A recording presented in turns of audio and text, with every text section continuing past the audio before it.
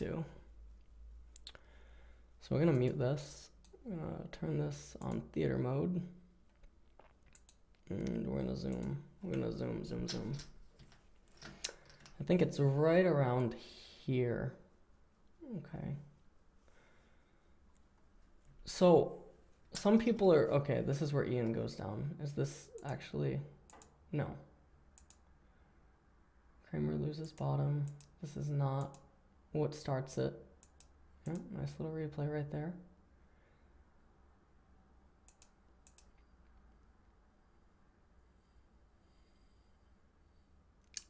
All right.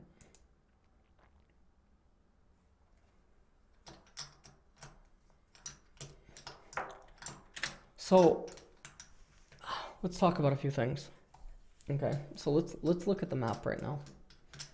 All right, MVP has 2 Cloud Drakes, so they can move around the map pretty quickly. All right, their mid-tier 1 doesn't really hold any value because the mid-tier 1 is not going to cause them to lose this game. It's not going to put them in a position where they're going to be behind. They've already captured the enemy mid-tier 1. They want to get bottom tier 1, doesn't have a lot of damage on it. Top tier 1 for both teams still exists. Drake's not coming up anytime soon. Baron is technically a real threat for Afreeca because anytime that Kuro has blue buff and they have the Mountain Drake, it becomes really easy for them to actually shred Drake. Now, let's open up Rift Kit. Okay. Hold on. So let's open up Rift Kit really quick. All right. So we're gonna take a. Okay. So we're gonna actually minimize this game, this mini map right over here. All right, and we're gonna get the position of everything going on. So they have Ashe up in top lane. Ashe is up here. They have Kuro right here. They have Ian right here. They have Poppy here. Where's Ashe? Ashe is right here. Their top laner is right there, Marin. The jungler for MVP is right here. And then Varus is here. Yeah, Varus is here. And then Malzahar is here. Okay. Now where's the support for... Okay, Nami is over there. Yes. Okay. So let's talk about some stuff right now. So Afreeca is up about 2k gold. If they get this turret, they're going to go up 3k gold. But it's a little bit disingenuous of a gold lead because they still have 2 outer tier 1 turrets remaining. All right. Poppy is right here with double Cloud Drake. In addition to that, Ashe's, Kramer is locked into having to come up and get the top turret. There's no dragon coming up anytime soon. And even though this team has a Shyvana, which I kind of feel like Shyvana is sort of like a more retarded Olaf, although she does have a little bit extra tools that Olaf doesn't quite have, and she's probably going to be a little bit more obnoxious, actually, when she does have 5 and 6 items. For the most part, even though they have this, they also at the same exact time have Varus, Poppy, Orianna, and Malzahar. And when we look at the enemy team composition, we notice that they're blue side, and they have Cassiopeia, they have Rengar, they have Maokai, they have Ashe, they have Nami. So what ends up happening is it's going to eventually reach a point where Maokai can no longer split push against Poppy, and Rengar, who normally would be able to aid his split pushing top laner with the the thrill of the hunt, is not going to be able to do that against a Poppy. So what ends up happening is the game is going to get into this stage. Well, here, let me actually open another fucking Rift Kit because I don't want to lose this position. The game is going to get to a point where the AD carry, the mid laner, etc., the support, they're all around here. Okay, the jungler can be doing fuck all. Doesn't even matter. All right, for sake of the argument, this tower's dead, this tower's dead, this tower's dead. Okay, this tower's dead, this tower's dead, this tower's dead. Doesn't matter. Okay, let's just have the main 6 turrets of the game fall. Eventually, this game is going to hit a point where Maokai is forced to try to split push bottom against a Poppy. And normally, Rengar, if this was like a lot of other matchups that could exist, if this was a Jace, if it were a Fiora, even to a certain degree, if it's a Camille, if it's an Aurelia, if it's a, there's an abundance of champions that it could be. Poppy is not one of them. Nautilus would not be one of them. I feel like those would be the two exception tanks. Singed would not be one of them. So what's going to end up happening is Maokai can't actually resist against Poppy.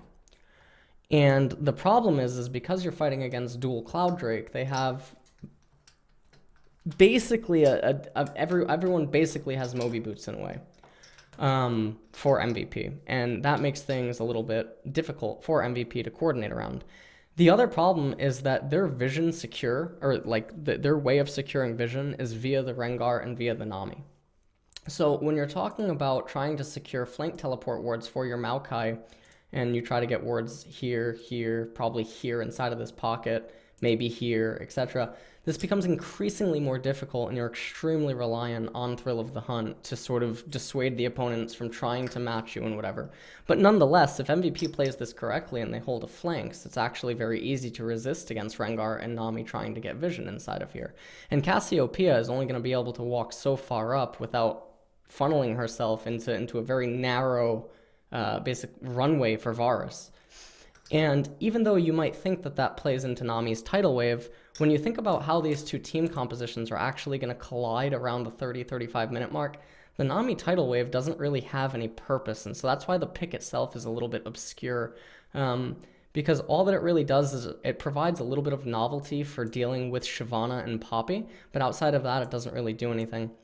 The other problem that Afreeca's team composition is experiencing is that Rengar is heavily reliant on making sure that he gets a CC immunity. That way, Malzahar can't just lock him down, because if Rengar gets locked down, even if Nami casts the tidal wave, it's more than likely that MVP is going to actually just be able to blow up Rengar, assuming that they're all in position. And then from that, there's a huge dent in Afreeca's armor because they're extremely reliant on having Rengar.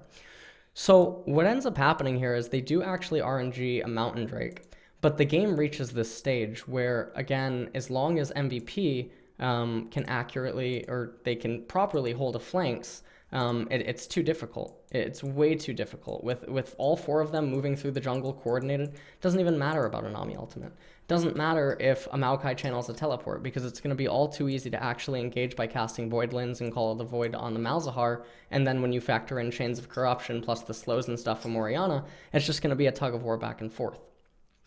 What would probably end up happening is that Afreeca would end up clearing out all the vision inside of MVP's red side jungle, and then what they could look to do is sort of make some sort of a bait around Baron. But the problem is that it comes at a cost, that in order to clear out the vision that deep, you're probably having to use Thrill of the Hunt on Rengar, because you have no other way to get that deep without it, because you need to make the opponents maintain the flanks formation. So meanwhile, down in bottom lane, Poppy's going to hit a point where Maokai can't actually resist against Poppy anymore, and then ever so slightly, Maokai's going to keep getting shoved more back and back and back and back, and Poppy's going to start adding a real threat to turrets. The other thing with this is that Poppy is less reliant on actually having the teleport available because of the dual Cloud Drakes, but that doesn't matter so much. It's very, very, very specific to this game, but it is important to entertain all of the variables. So what ends up happening is, if MVP realizes this turret doesn't mean shit. This turret does absolutely fuck all. Because Afreeca's team composition actually needs to be ahead in gold over MVP considerably. They need to actually be up anywhere from probably around 3k at 20 minutes to probably 7k, I would say, at 30 minutes. And these are just rough estimates. Over MVP in order to have like an even footing inside of fights when you factor in the condensed terrain that MVP can take. And the other problem is it's very difficult, because when we go into this freeze frame, okay, you can see that MVP actually calls down a teleport. It's irrelevant, because again, the defense of this turret, the killing of Marin or the killing of Kuro, etc., it doesn't mean anything, because they can't capitalize on this. Even if they kill them, they're going to have one minion wave in mid lane. The kill is probably going to be an isolated kill. There's no way that they're getting a lot of juice out of this fight, especially when you factor in how out of position Kramer is. And even if you do end up winning this fight, it's going to come at the expense of certain resources on, either summoner spells or cooldowns or ultimates, etc. And meanwhile, Kramer's going to be pushing in top lane, and he might even just send an enchanted crystal arrow down to mid. So in addition to that, we also factor in that the minion wave hasn't yet arrived for MVP. So even if they take the fight immediately, they don't have anything to work with. And so the teleport is really peculiar, and it actually speaks to a lack of understanding of what their team composition is good at, and at what point Afreeca just basically bends over and takes it. And we see this happen all the time in pro play, where, even though these are pro players and they're excellent players and they obviously can play this game at an extremely high level, when it gets down to the nitty gritty about team comps and how they function, it's a very unique view. It's not like solo queue, and it's also very difficult to practice because when you're doing scrims and stuff, you're always playing different champions, and so it's really difficult to develop a proper muscle memory or like a damage foresight for team comps unless you specifically work on trying to understand how they function together the way that they do. And obviously there's going to be certain players that they can have a higher understanding of this than others, but for the most part you would actually be really surprised when having a conversation with pros about how little they do understand about the functioning of team compositions at their core. And, knowing like what sort of tug of wars they can take and whatnot. And it's because that League in recent years, I would say around since Season 5, that's when shit started getting serious. I feel like this is going to be the year, I tweeted about it earlier, where colors become much, much, much more commonly understood by everyone. The casual audience, pro teams, analysts, coaches, etc. And this is something that, analysts, coaches, etc. have been talking about since Season 3 were colors, and how it affected certain dynamics. Most commonly, a lot of people might remember Purple Gragas. And if you don't know what I mean by Purple Gragas, it was the full AP Gragas in mid lane that used to be able to threaten a Baron steal, because he was inside of the comfort of his own red side jungle. So we just throw the cask over the wall. Red side Jace, etc. Very, very scary things for dealing with Baron. The other problem is because of the RNG factor of Drake, and because of, the fact that different Drakes can spawn that will ultimately serve no benefit to certain team compositions, you end up potentially having these drafts that are really, really good at constricting the area around Dragon relative to the opponent's color, but then you're really fucking bad at constricting the area around the Baron entrance or getting into a position where you can get Baron. Now, this is probably a little bit weird. And so what I want to explain to you is if you look at Afreeca's team composition, okay, it is a lot easier for them to get wards anywhere here for Maokai. It is so easy for them to get wards from Maokai like this. It is so simple because of how wide and open everything is, and there's no nooks and crannies, and there's no, certain line of sight and certain fog of wars that you have to entertain. There's not like the blasting plant that can be right here. There's not like the Wraith camp that has the little pocket. There is the Gromp pocket, but that's basically negligible. It doesn't serve nearly as much of a purpose as the little Wraith cave or whatever you want to call it.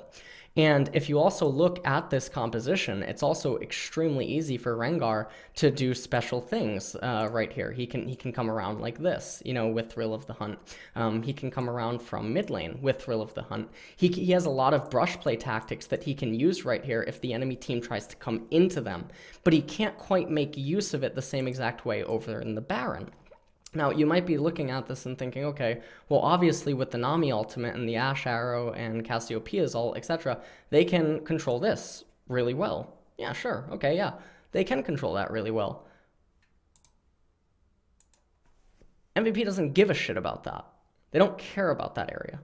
That's the area that actually Afreeca needs to fight over to gain entrance into MVP's red side jungle. Because if you look at the Varus and you look at the Malzahar, there's almost no possibility for Afreeca to start the Baron against both of them. Because Varus and Malzahar, as long as MVP holds the flanks and they're controlling all the vision around their red side jungle, it's too easy for Malzahar and Varus to actually walk up to behind their red buff and just start shooting piercing arrows, voidlings, etc.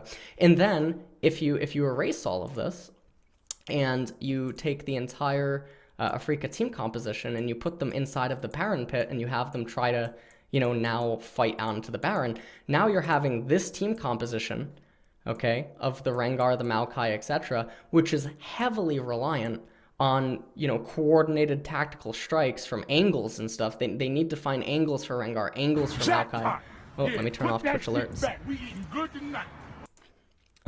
They need to find angles in to get onto the Varus, because if you just fight the Varus inside of a runway, it's not going to do anything. Sure, you can cast the Nami ultimate, but then it's going to be all too easy for Varus to go up onto the high ground and then kite you back through this condensed little choke point. And if you try to bulldoze through it with just the Maokai and just the Rengar, it's not going to happen. Not against Malzahar, not against Varus, and also not against Orianna.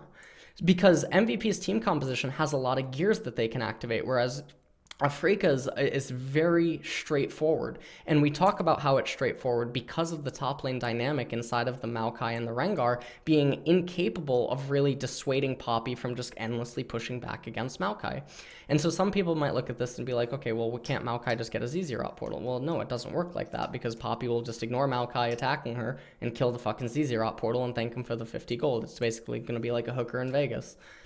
And so what ends up happening is MVP gets really overeager this match, and they keep trying to take fights that it just basically speaks volumes to their lack of understanding of what their comp is intended to do and what Afreeca's needs to do.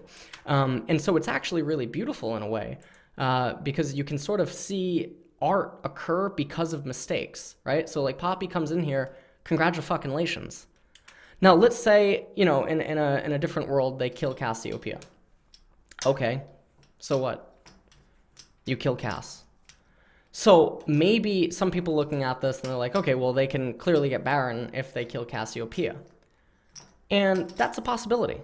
That is a real possibility. If they teleport in and they kill Cassiopeia, it's, you know, it could result in the capture of a Baron. The problem is that the kill on Cassiopeia is not going to come at a cost, and these players are not magically all just still going to have full mana, full HP, and, you know, whatnot.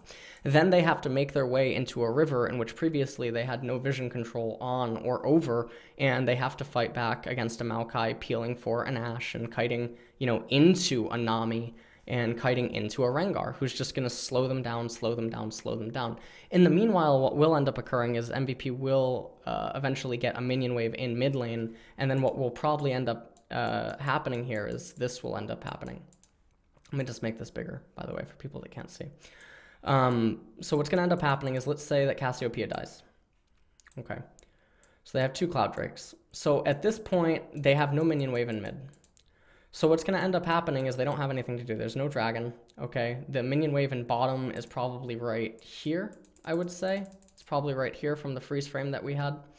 And it's going to be pushing in favor of Afreeca, because I believe that they're higher level at this point in time, so the minions are stronger for Afreeca.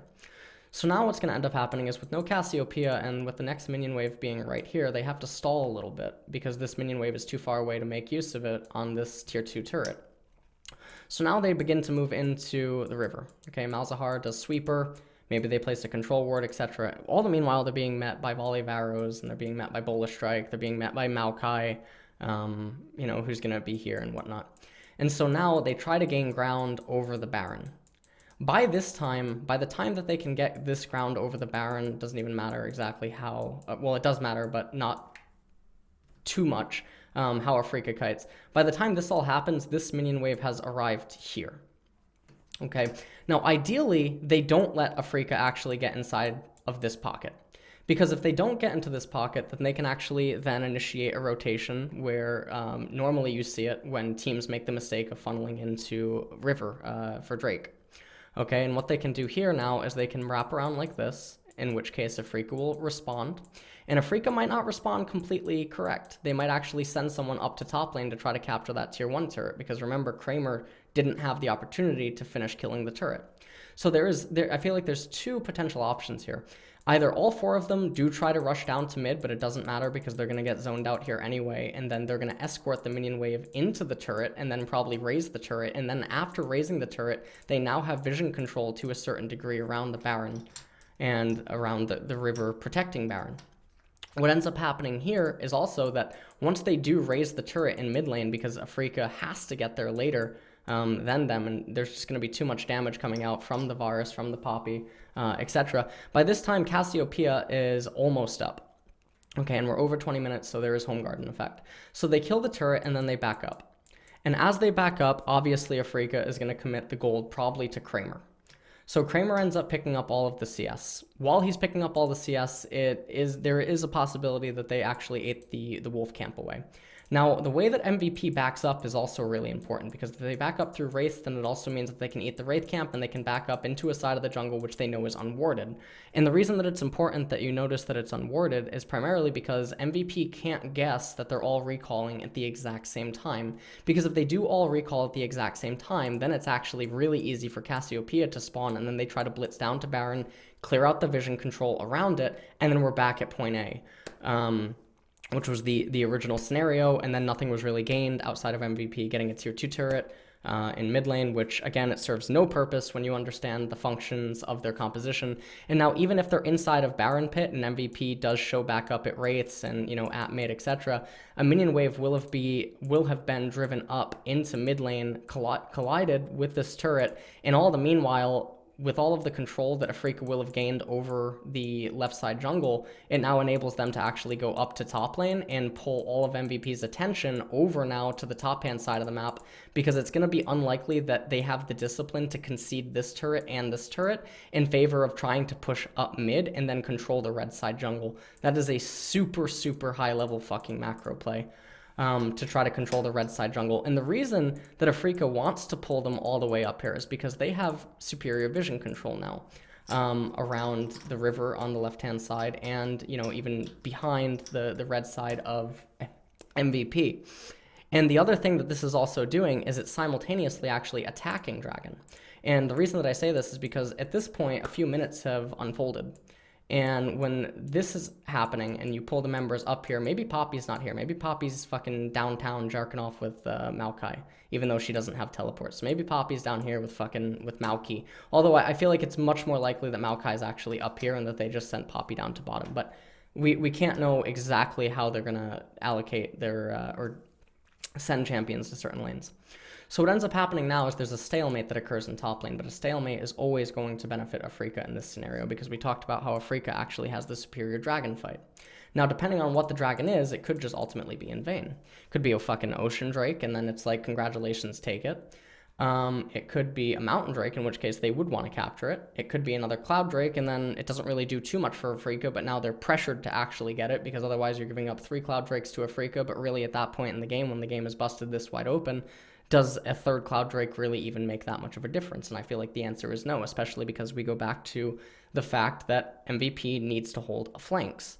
They need to hold a flanks inside of the red side jungle. They need to move as a unit and let Poppy just continuously split push, because we have determined that there is no response from Maokai and Rengar. So I don't think that the third cloud drake actually means anything. Now, the only thing, and I actually talked about this in one of the games in the LCK cast, because I have never seen a team intentionally do it, is delaying the capture of the Baron until 29 minutes. And what that ends up doing is it forces that the next Drake is going to be an Elder Drake. And all too often, I've seen teams who are completely in the driver's seat. They're up 8k, 9k gold or something, 27 minutes, and they capture the dragon at 28-20 or something. And you just sit there and you wonder, and you look at it and you're like, okay, you don't have turret penetrating abilities. You're reliant on Baron, you're reliant on Elder. You know, you guys are really far ahead, but it's not outside of the realm of possibility for the opponents to stall against you. And they take the dragon anyway, even though the dragon doesn't serve them a purpose. If they had just waited 40 more seconds, they guarantee themselves the Elder. But it's not just the Elder that they're guaranteeing. They're guaranteeing that the opponents have to now commit to unfavorable area of the map. They have to invest resources in terms of wards, control wards, etc., more gold into that side of the map. They have to defend it. They have to potentially have a they need to contest it. And that's just not going to pan out well. So Afreeca here, when they have the stalemate up in top lane, it's not like either team can really go for the Baron at this point. So what's going to end up happening is they maybe capture this tier 1 turret, all the meanwhile, Beyond is he's probably eating his Wraiths, he's probably eating his Golems. Maybe Reds come back up, Afreeca backs up. Okay, but they don't back up completely. They'll probably have their mid laner or something, Cassiopeia, who now at this stage of the game is having more expensive buys. So even if she is pooling 600, 700 gold, it doesn't really mean that much, because she needs to get up to 1250 because she's fucking Nicki Minaj and needs that needlessly large rod. So Cassiopeia probably actually makes her way down through her side of the jungle, maybe picks up Gromp, maybe picks up Wolves. We've seen Crown do this a lot, and then actually go into mid lane and begin eating the farm.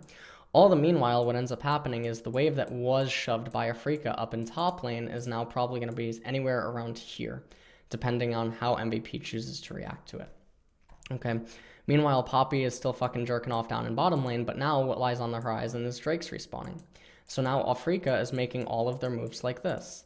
And now it costs MVP more of an investment to actually defend or capture this Drake just because of the terrain, and it comes back to the colors. So now if MVP does commit to defending this dragon or trying to get this dragon, it pulls all of their resources away from the Baron. And this is just a temporary play. And the reason that this is a temporary play is because they know that this lane up here needs to be bounced back into them. They also know that mid lane is negligible for both teams at this point. So what's going to end up happening is they're going to have a lane bounced back to them, or it's going to be in the very middle of the lane, and this is going to synergize with Afreeca's attempt to capture Baron in probably the next, 4 minutes, because now there's added pressure. What ends up happening is Afreeca can now walk up mid lane with a minion wave, escort it to the very center, break into the Baron pit, and now we're going to have the vision fight over red and behind red. Okay, and this is where the Malzahar and the Varus play such a key role, while having the Poppy split push in bottom, because it's the furthest point from the main neutral objective, which Afreeca is so dependent on in order to break into the base of MVP. So now what ends up happening is if Afreeca does get this Baron, they have a wave immediately in top lane, which is not that standard to actually ride into the opponent's base. And the reason that it's not super standard is because this little arc, okay, if you use flashes or anything, if you're doing a siege right here and then you escort up a minion wave, it's not outside of the realm of possibility for Rengar to actually just run past the turret to get a flank. But if they were trying to run it up mid lane, it's extremely difficult because Rengar's not going to go like this. He's not going to fucking go like this. Not without these turrets being down. It's just too awkward of a position. But it's not outside of the realm of possibility to just run by mid tier 2 or mid tier 3 to get a flank off. And it's also a lot easier for them to secure vision now around this side of the map.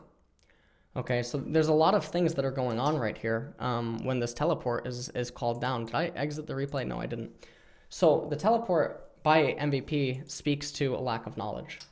And I think that it's just basically their nerves getting to them. They want to just capitalize on an opportunity. They want to get a kill, and they want to transition it into something. But honestly, it just doesn't do anything. And you can see that Spirit using his ultimate so intelligently this game. It was really a nice treat to watch. And it reminded me of Peanut actually using the Nocturne pick at Worlds to call down, I think it's Darkness, right? Or is it Darkness? Is that his ultimate?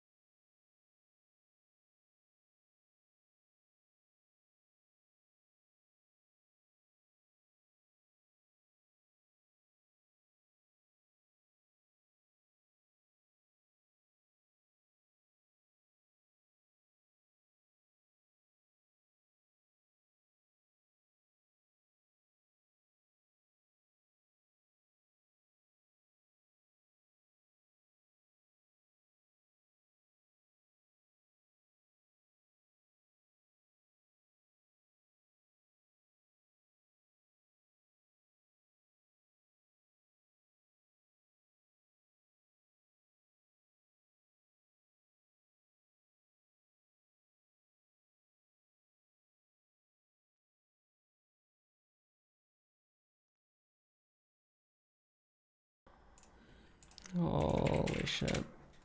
All right. Is it fixed?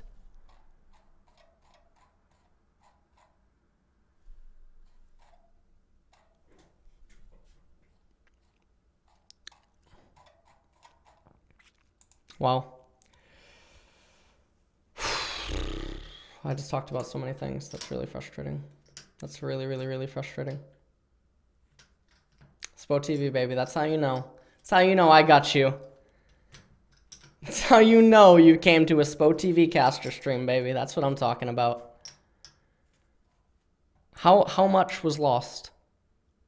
How much was just lost? I started to mute after I talked about Knockout. Okay, so let's go back a little bit. I think I know when I talked about Nocturne Ultimate.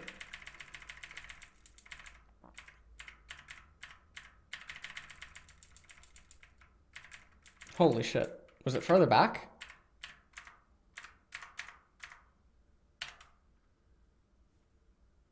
Oh my god. All right, so I'll try to do a quick recap. So basically, I talked about how, you know, Spirit makes a decision to take Dragon, okay? I also talked about the resource commitment that you can see from Afreeca in order to take down Ed is too much. It's unnatural. Ed shouldn't even be in this position. He knew that Marin was coming up. He knew that the recall was going to get interrupted. He's never killing Marin in this position. So why is he recalling here? Okay?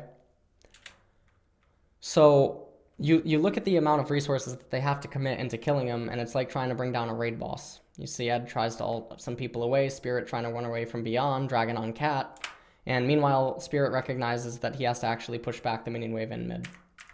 So something I talked about was now leading up to this Dragon, okay? I basically just said that, like, look at Marin, look at, you know, what Ian, Max, etc. are doing, look at them holding the flanks, and just look at how Afreeca can't actually do anything. Okay? And so now what ends up happening is this Drake spawns. And so I said during the cast, and I would, you know, say it again, and I would say it over and over, that it is a mistake for Spirit to capture this Cloud Drake. And the reason that it's a mistake is because if we look at the scenario, Afreeca is in command of the game. And they're not up as much as they should be, but they're still in command of the game, especially after Ed just made that mistake. So now the question becomes is, do you really need another Elemental Drake in order to win this game? And if the answer is yes, then I think that it speaks to more problems that your team is having. Okay, because let's say that they take the Cloud Drake. Does MVP really need a third Cloud Drake at this point in the game? Absolutely not. Is a Cloud Drake going to do anything for Afreeca when you factor in how MVP is going to coordinate their team fighting and how they're likely to hold down their red side jungle? Okay, so the Baron, or the Drake should not be taken. And the reason that it shouldn't be taken is, let's look at the situation where they spawn an Ocean Drake. Is an Ocean Drake going to win Afreeca the game? No. I know that there's someone out there on Reddit that's like, look, man, one of my champions reached 100 HP before an endgame fight, and I lived with 100 HP, and if I didn't, I wouldn't have gotten the Nexus. The reality of the situation is that is extremely unlikely, okay? So the Water Dragon, or the Ocean Drake, okay, it's not going to do anything. So now we ask a question, do you really need an Infernal Drake to RNG to be MVP? Do you really need that little boost at 34 minutes into the game to take down MVP from this position, or the position that you were able to get yourselves into leading up to this? If the answer is yes, your team has way bigger problems going on. Way fucking bigger problems. Okay, now let's view it from the perspective of, okay, what if we RNG another Mountain Drake? Okay, yeah, double Mountain Drake's nice. I can agree with that. Now, double Mountain Drake is the least unlikely scenario to get rolled.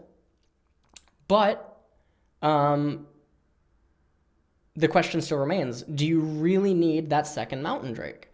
Are you really willing to capture a Mountain Drake at 34 minutes and then delay the Elder Dragon that much longer? Because we're talking about, at this point, a 10-minute postpone on Elder Drake. We're legitimately talking about that right now. And what ends up happening is Spirit makes the decision to take the Dragon. If he just waited a minute and a half and took the Drake, then it guarantees that Elder is going to spawn. And for the position that MVP is in right now, it would be highly unlikely that they could get to a spot where they would even be able to entertain trying to defend against the Elder Drake. Because we talked about, on the Rift Kit, okay, how easy it is for Afreeca's team composition to fight around Elder. Okay, and we also talked about how easy it is for Rengar, you know, to do tricky things around the Elder Dragon. Okay, he can do a lot of tricky things around Elder Drake that he can't do around Baron because the opportunity just doesn't exist. And, you know, the proximity from red side base to the Baron pit and the way that Malzahar and Varus are going to be able to defend against the Baron. Okay, so what ends up happening is he makes the decision to get the Drake, and that it ends up being a blunder.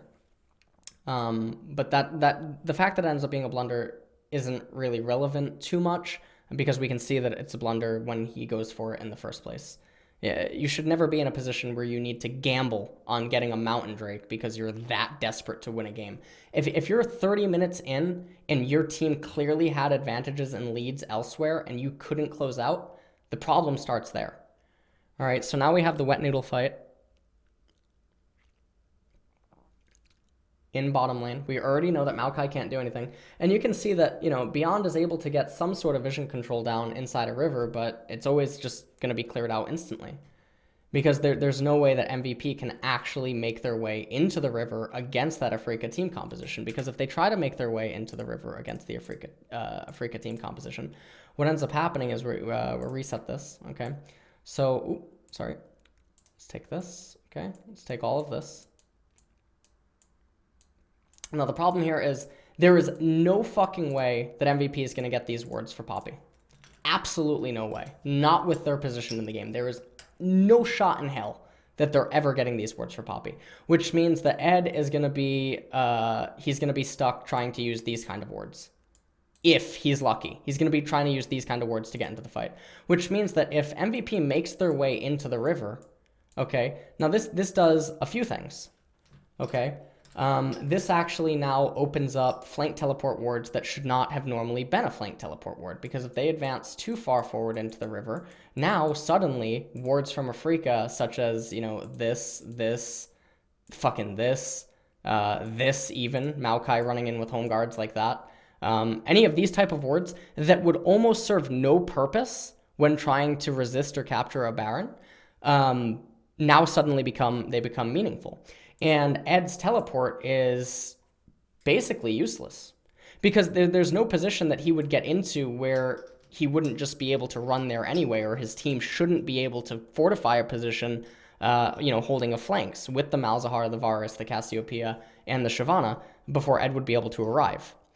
And so now they move into the river, but again, it opens up the Maokai flanks. It opens up fucking Rengar to have his way however he pleases. You're walking into the river brushes against Rengar. That opens up a ton of plays. If you do end up getting split and you're forced to, you know, break off, etc., now you're having to worry about this brush as well. And it just becomes really, really bad. So MVP can't actually go into the river against this Afreeca team composition, but they don't have to. They're the ones that have fucking Malzahar. Malzahar is one of the few champions in the game. There's only a few that exist in the game that they don't slow down, okay? If we look at Orianna, all right, so let's talk about a 4-item Orianna, or let's talk about a 4-item Orianna. So you have Luden's Echo, Morellonomicon, Leandri's Torment, Deathcap, or like Void Staff, right?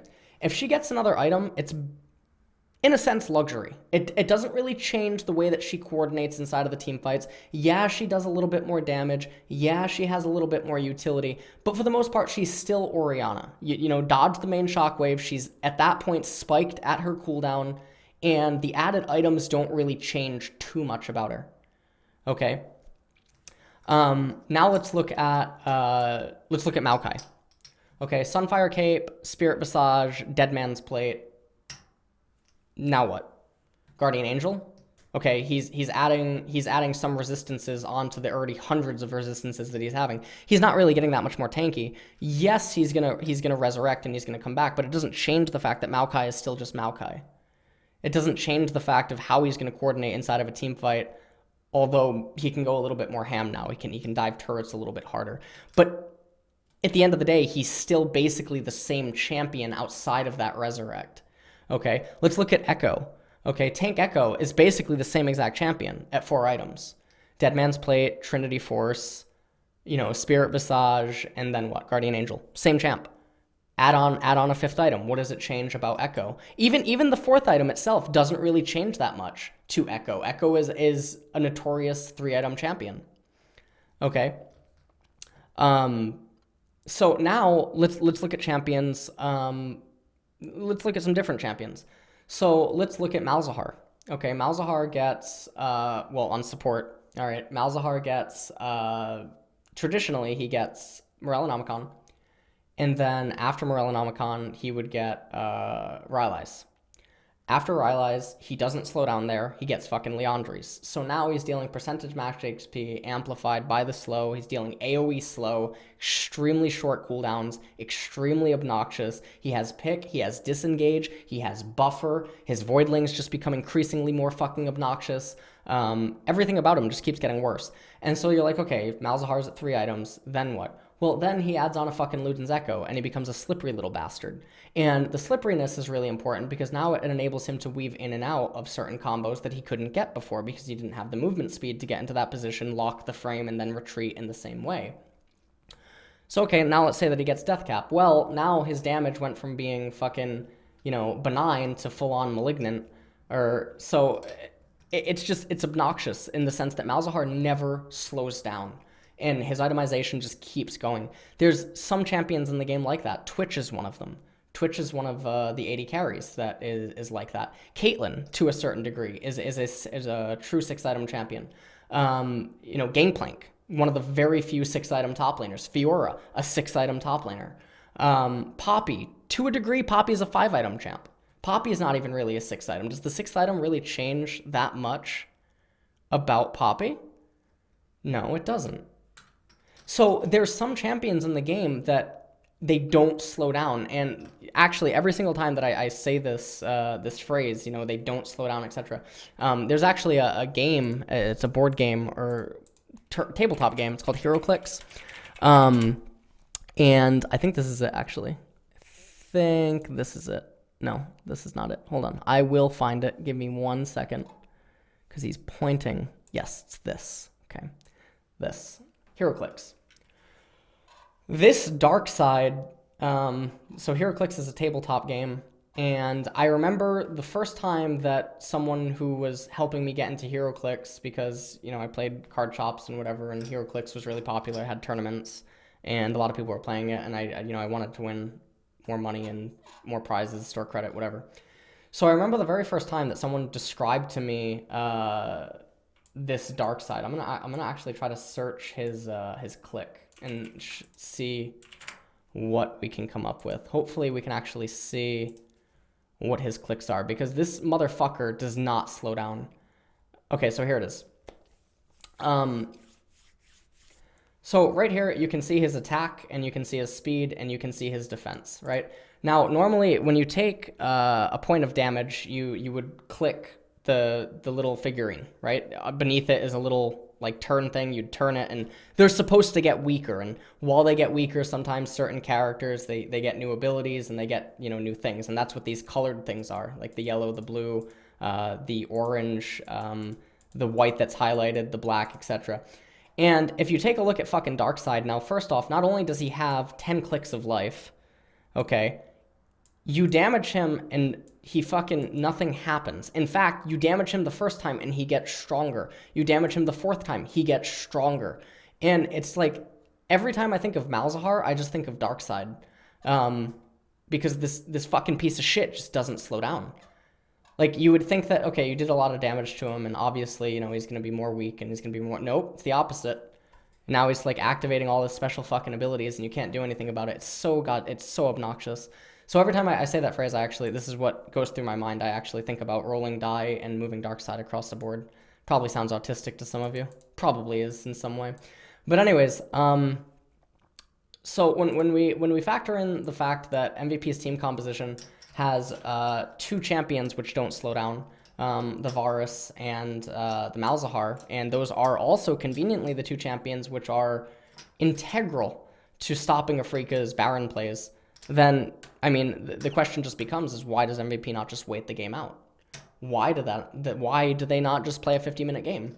Well, LS, because that's fucking boring, man. I'm trying to get entertained here, hello? What do you think I turn on LCK for? I just want to get entertained. No.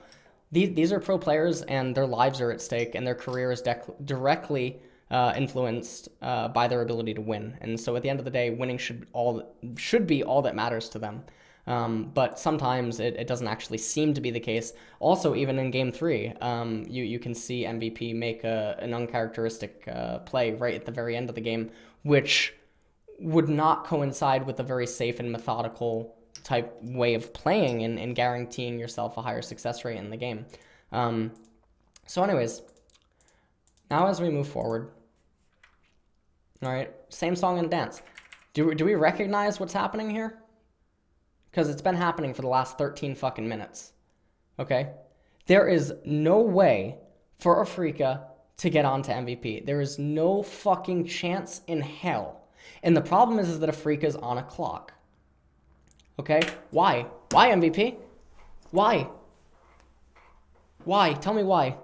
Because right now I'm casting this and I'm saying that you're making a mistake, and I have 40,000 fucking Twitch chat nerds telling me, LS, you don't know more than these people. Absolutely not. You're only playing with all of the vision and you can see everything.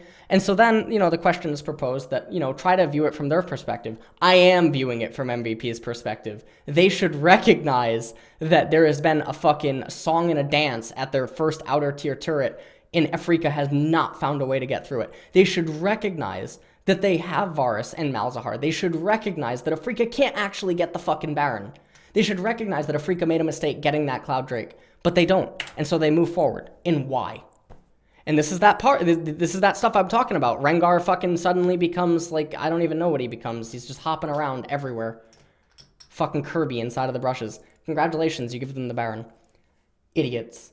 So anyways, there's one more point where actually the Baron falls off. Yes, Afreeca gets a pretty big lead. Right here, I said that, actually leading up to this, I said that Afreeca should never be able to get this turret. Or they'll be able to get this turret, but it's not going to lead to them getting the inhibitor. Okay, Baron buff has about half on it. Look at the position of Ed, Ian. Look at Beyond. Look at Max. Why did you just cast Nethergrasp? In what universe are you killing them? Look at fucking Rengar. He's having a wet dream to himself. He's creaming his fucking pants. He's like, oh man, are they really fighting us here? Because now it opens up this angle. Remember I talked about this in Rift Kit? I talked about these fucking weird-ass angles now that Rengar can begin to take.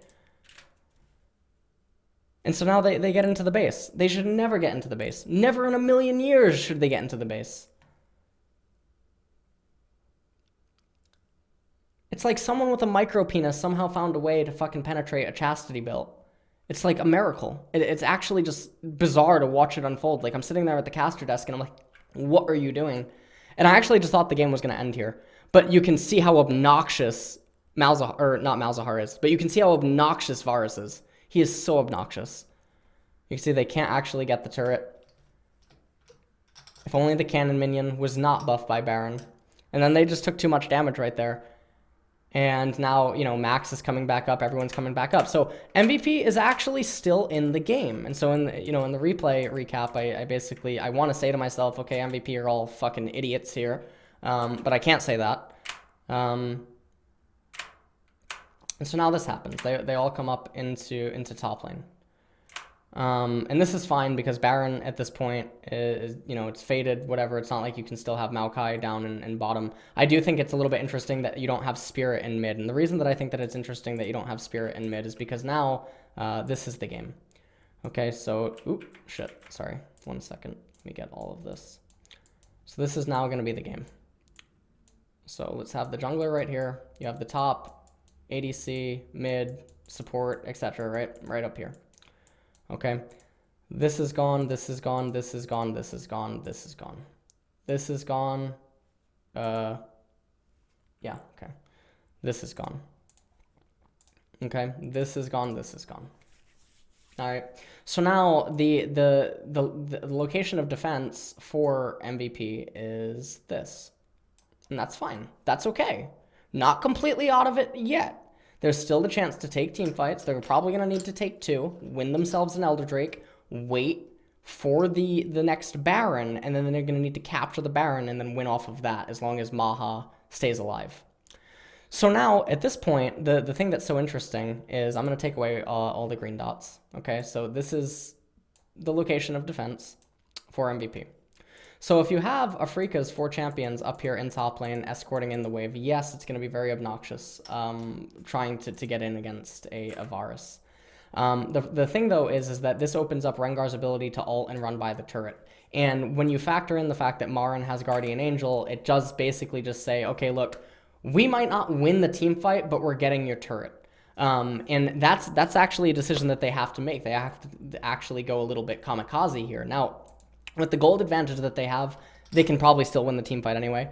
But if the gold advantage wasn't this big and it was significantly less, like let's say that it was just like a 7k lead, okay, or like a 6k lead, kamikaze type plays are still going to be beneficial. If you can go 4 for 3. So let's say that Afreeca loses 4, MVP loses 3, but you get a turret, it's worth against MVP's team composition.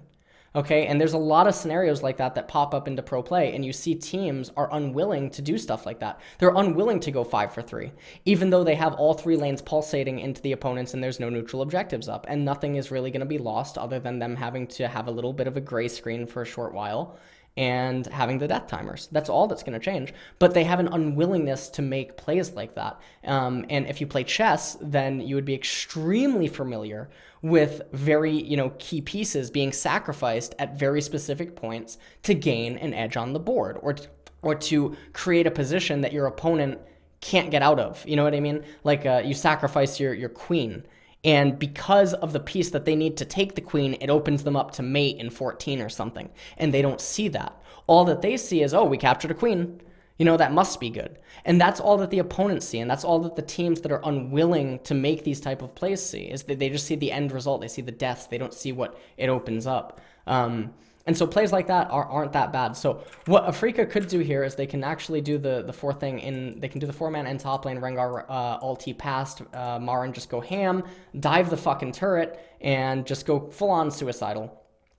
Using that Guardian Angel, use the Resurrection, and during the res and during the fact that Maha has to kite back, he can't just stand his ground even inside of a flanks, you raise the turret. And if you raise the turret, even if you don't end the game right there, even if Maokai wakes up and Rengar dies, etc., nothing happens, let's ask ourselves the question, what does MVP do? Okay, so let's hypothetically say that Spirit just fucking goes balls to the wall, Kramer ultis, tidal wave from Nami, runs past the fucking turret, right? Because these people wouldn't be here right now. Everyone would be up in top lane. But unfortunately, Marin and Tushin and, everyone, they're down here. They could be up top. So all these people would be up top. Spirit just runs by the turret because Poppy has to go to bottom lane to deal with the super minions because there's only one Nexus turret remaining. Okay, they go balls to the wall. They lose the fucking team fight. Okay, congratulations. All right, great. MVP fucking goes 2 for 5 in the team fight. All right, good. They get some shutdown gold, etc. But we already talked about that for Afreeca having like 7k, it's probably about the same as them having 12k right now because the excess gold is irrelevant because a lot of these champions have basically hit their cap. In a way, you look at the champions. It's mostly irrelevant at this stage of the game.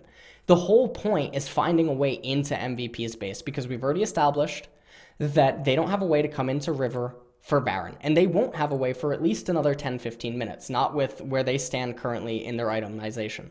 Okay, you could think that giving them that gold is going to enable them to get to that itemization quicker. Absolutely, but it doesn't matter. You're on a clock anyway. At least if you make this move and you bust open the base, you get a little bit more leeway and you get some more options that become available to you that you can use to bring down MVP before they get to that inevitable clock anyway, in terms of their itemization and hitting their caps. Okay, and so from that, what does MVP do? Okay. So let's just take a look at the minimap, all right, and then we're going to go into Rift Kit. So they win the fight. It's a bloody fight inside of their base. Everyone dies. They get the GA off Maokai, whatever. This turret ends up going down, okay? Now, let's say that it's 5 for 2, okay? Let's give them a dream scenario and say 5 for 2. We're going to be really, generous here. What's going to happen? Minion wave's right here. Minion wave's here. They have a wave coming out of turret. This wave's right here. Look at the wave in mid lane. That lane is probably going to be right here. What does MVP do? They're going to run with the minion wave up mid lane? Not against those death timers. Maybe they can capture mid tier 2. Okay, maybe they can capture mid tier 2. They can capture mid tier 2. Or potentially, depending on which targets of MVP end up living, they can push back and get top tier 1. But they can't, I feel like they can't actually do both. They're not in a position to do both. So bottom is still going to be atrocious. Mid's still pushing into them. Top's pushing into them. What does Afreeca really lose? And the answer is nothing. They basically lose nothing. The next fight will be a little bit more difficult, but they have a lot more wiggle room. And the wiggle room that they gain is going to end up saving them more damage, and it's going to end up sustaining them more than having to fight around it, than having to fight through that condensed area. And so that's the way that you have to view it. And so, I mean, here comes the point where MVP, again, makes a completely ridiculous decision. Watch this. So, yes, they're knocking on mid-turret, but they clearly don't actually have a way. Like, if we look at how they damage this turret, right? Let's take a look at this. So you see that Maha is out of position, just gets in position. Look at how they're doing this, okay? Everyone from MVP is out of position. Okay, look at the damage going on to the turret. All right, turret's at 1/3 HP. Okay, Chains of Corruption comes out, that minion goes up, does nothing. Turret is at 1/3 HP. All right, Hawkshot comes out from Kraber. Now let's watch this next minion wave that's about to come in. You can see Spirit goes up, not really doing anything, he's just sort of tanking turrets. All right, here it comes. Ready? Varus could have held on to his arrow a little bit longer, shot the arrow, Malefic Visions, Voidlings, Call of the Void, Orianna, etc. There's no way that turret is taking damage. There's just no way. Unless Afreeca is intelligent enough and they're willing to make the play that I just suggested, which is the balls to the wall play to get the turret. Willingly take a team fight loss. Now, the position that they would be taking it in right here is significantly worse than the position that they were just in top lane, but it's still something that it's a necessity. It's something that's completely necessary. And MVP, oddly, just watch what happens. Ed, what is that by Max? Hello? Are you drunk? Who's saying what? Ed fucking ults away to Shin, and clearly Max, well, I guess maybe Max is going for Kramer. All right, you get Kramer. Now what? Let's see. Let's take a peek. Let's say that he's locking down Kramer, hypothetically. Okay, let's say that he's hypothetically locking down Kramer. Okay, they kill Kramer. Congratulations. Now what? You have a super minion right here, absorbing the fucking mid-minion wave that you have to deal with. And we know that they're not going to pay attention to that in the middle of the battle, okay, because they're all going super hard at killing Kramer. So this is actually going to be delayed. They kill Kramer, and then they look at mid lane, and they're like, well, shit, we can't do anything. All that it does is it provides them with a little bit of breathing room. And when you factor in the fact that all that it does is provide them a little bit of breathing room, Baron and Elder Drake are going to come up before Max's flash is going to come back up. So then the question is Max's flash really worth it? Absolutely not. So they overextend. Completely unnecessary. Completely unnecessary. We can see that they didn't have a reliable way of getting into the base, but now MVP gave it to them. So a severe lack of understanding of how to pilot their team comp.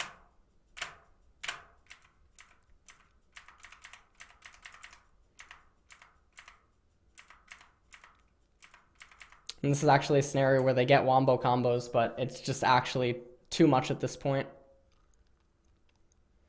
You can see Spirit almost went down, but you can see Maha's positioning. He's split up from his team. If Maha was right here with his team, this can end up being a little bit different, because they can kite back into him, but I still think at the end of the day, it's not going to change anything.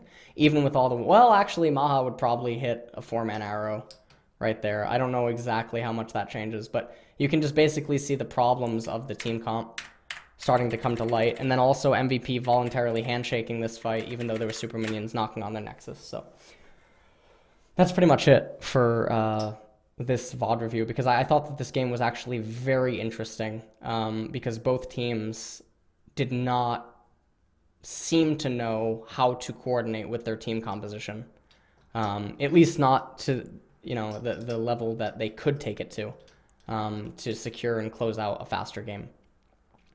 And so, I mean, that's interesting. It's interesting to watch the game from this perspective. I also like the fact that Spirit elected for tank Rengar. The Deadman's Blade obviously can give him a little bit of damage, but at the end of the day,